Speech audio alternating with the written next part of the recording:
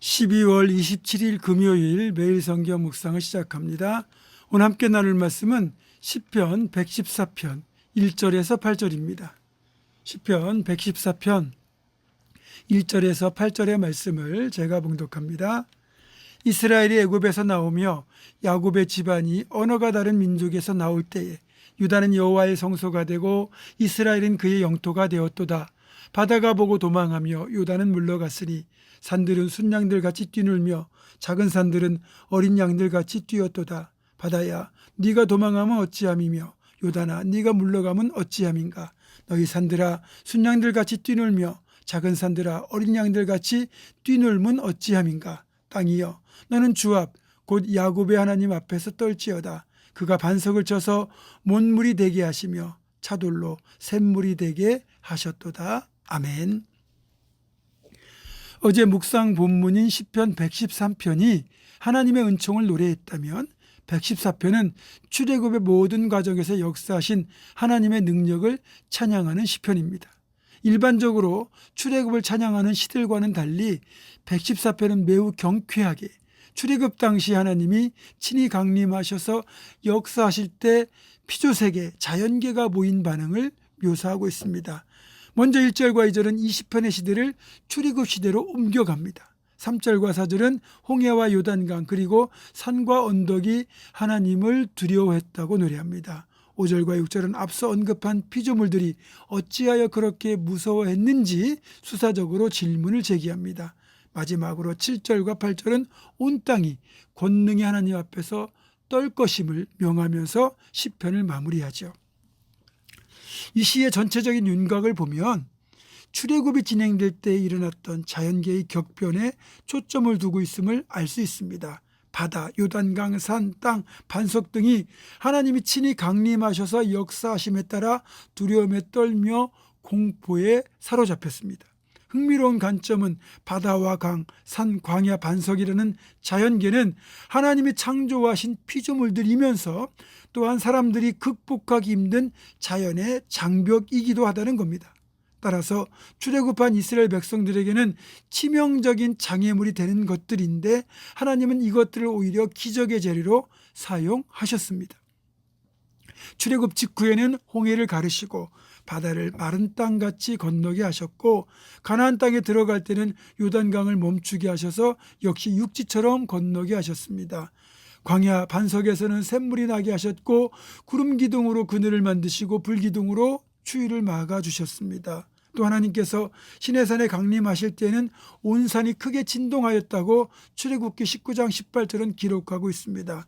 온 산이 크게 진동하고 구름과 불과 연기가 나타나는 일은 하나님께서 강림하시는 신현에 동반되는 현상입니다. 사람의 눈으로 볼 때는 불가능한 상황들이 믿음의 눈으로 볼 때는 능치 못하는 일이 없으신 하나님의 일하심, 손길들을 발견하게 되는 것들입니다.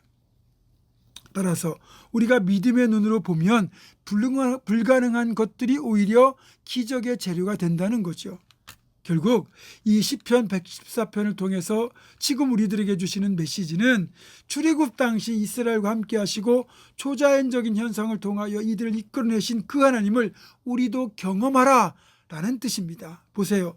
출애굽의 모든 과정을 통하여 하나님은 이스라엘 백성과 함께 하신다는 것을 보여주셨고 그들에게 율법을 주시고 그들의 재판장이 되어주셨습니다. 그 과정을 보면 이스라엘이 애굽에서 나왔을 때 하나님은 이스라엘을 구원하시고 이집트 애굽의 군대를 멸망시키기 위하여 홍해를 갈라지게 하셨습니다.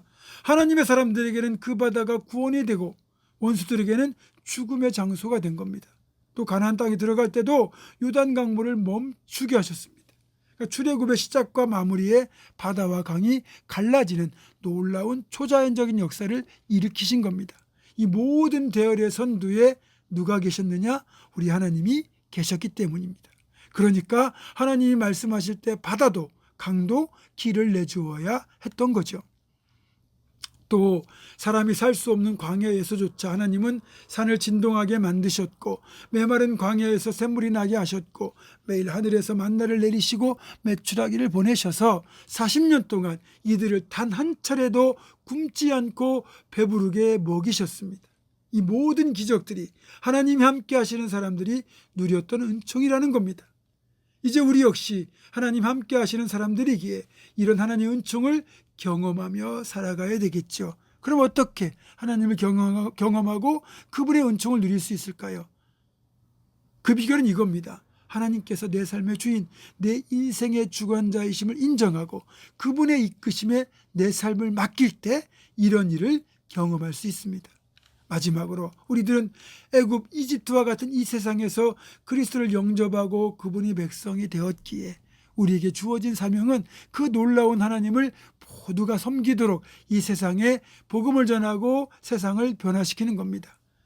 이를 위해서 나를 내어드리고 내 삶을 하나님이 이끄시되 내 심령을 거룩한 하나님의 성전으로 바꾸고 내가 가는 모든 곳에서 하나님의 나라가 임하도록 노력해야 되는 겁니다.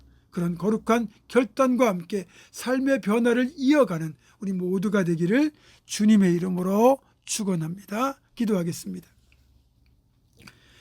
출애굽했던 이스라엘과 함께 하셨던 하나님, 그 하나님 지금도 동일하게 우리와 함께 하시기에 우리가 그 하나님께 내 삶을 맡기면 하나님의 놀라운 기적의 손길들이 내 삶에도 동일하게 일어남을 믿음으로 바라보며 오늘도 내가 하는 모든 곳에서 하나님을 섬기고 또 세상에 하나님을 섬기도록 복음의 통로가 되어 살아가는 우리 모두가 되게 하여 주시옵소서.